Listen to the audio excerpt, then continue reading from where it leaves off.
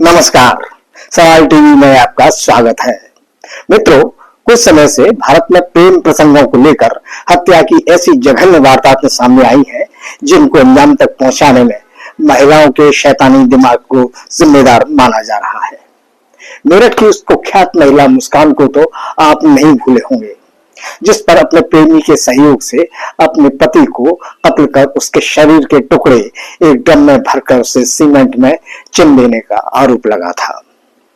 या फिर हाल ही में मीडिया की सुर्खियों में रही इंदौर की सोनम रघुवंशी को लीजिए, जो अपने पति की हत्या कराने के लिए खौफनाक साजिश रचने के आरोप में सलाखों के पीछे है।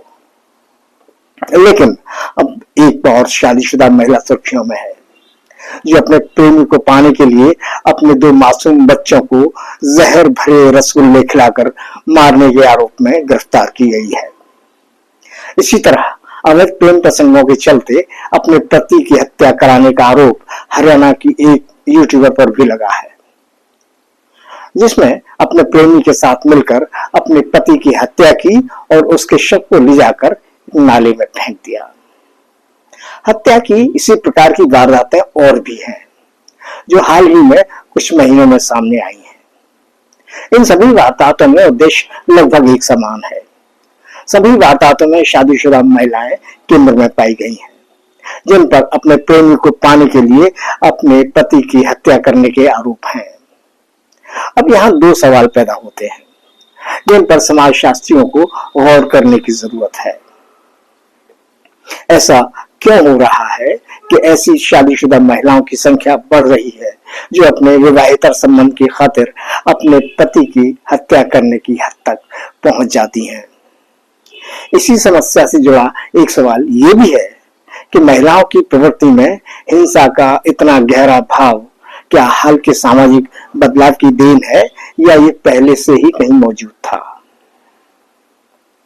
अगर हम भारतीय समाज में महिलाओं के मूल स्वभाव की बात करें, तो यह किसी से छिपा नहीं है कि हमारे समाज में महिलाओं को दया और ममता की प्रतिमूर्ति माना जाता रहा है। राष्ट्रकवि मैथिलीशरण गुप्त ने अपने एक पुस्तक रचना में कहा था, अबला जीवन हाय तुम्हारी यही कहानी, आंचल में है दूध और आंखों में पानी।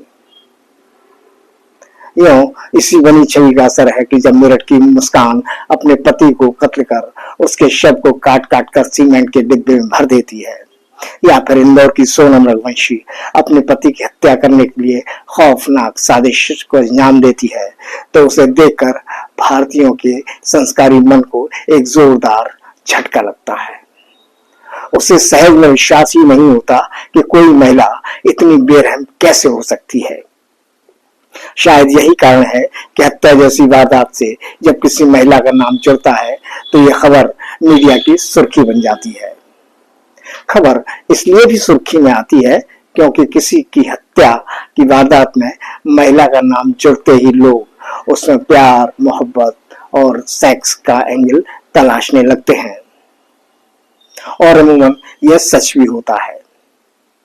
हाल ही में ऐसे जितने भी मामले सामने आए हैं, उन सभी में औरत की अपने पति से बेवफाई और अपने प्रेमी को पाने के लिए पति की हत्या कर गुजरने का जुनून सामने आया है। तो क्या ये मान लिया जाए कि कोई महिला हत्या जैसे गंभीर अपराध का विकल्प तभी चुनती है जब वह अपने अवैध संबंधों के रास्ते में आ रही बाधा को हटाने का निश्चय कर लेती है? वैसे इस धारणा को डाकू पूरन देवी की कहानी गलत भी सिद्ध करती है, जिसने महज अपने साथ एक बलात्कार का बदला लेने के लिए 22 लोगों को एक साथ गोलियों से भून दिया था।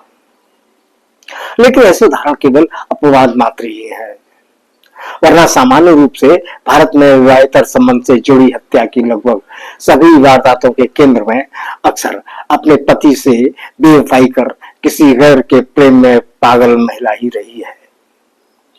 इस दावे की पुष्टि करने वाली पहली महिला थी महाराष्ट्र की रतनबाई, जिसने अपने पति से संबंध के शक में 3 लड़कियों को जान से मार दिया था, और इस अपराध में उसे सन 1955 में फांसी पर लटका दिया गया था।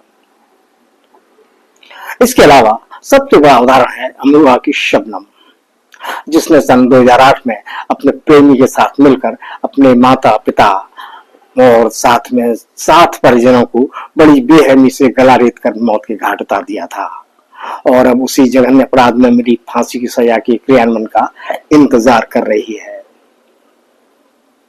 वैसे कुछ वर्षों पहले तक ऐसे मामले कभी कभार ही सामने आते थे, मगर पिछले कुछ समय से ऐसे मामले आश्चर्यजनक रूप से बढ़ रहे हैं, जिनमें किसी महिला को अपने पति की हत्या का जिम्मेदार माना जा रहा हो।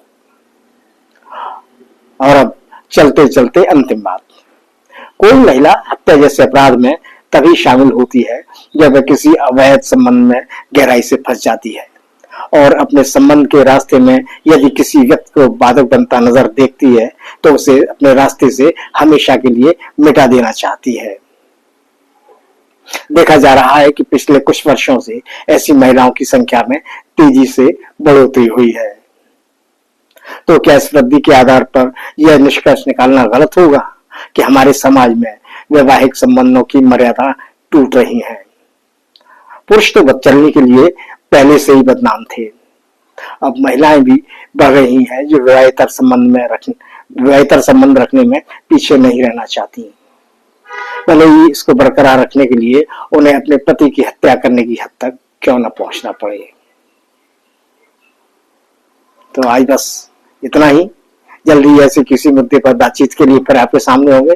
तब तक के लिए नमस्कार। जय हिंद, जय भारत।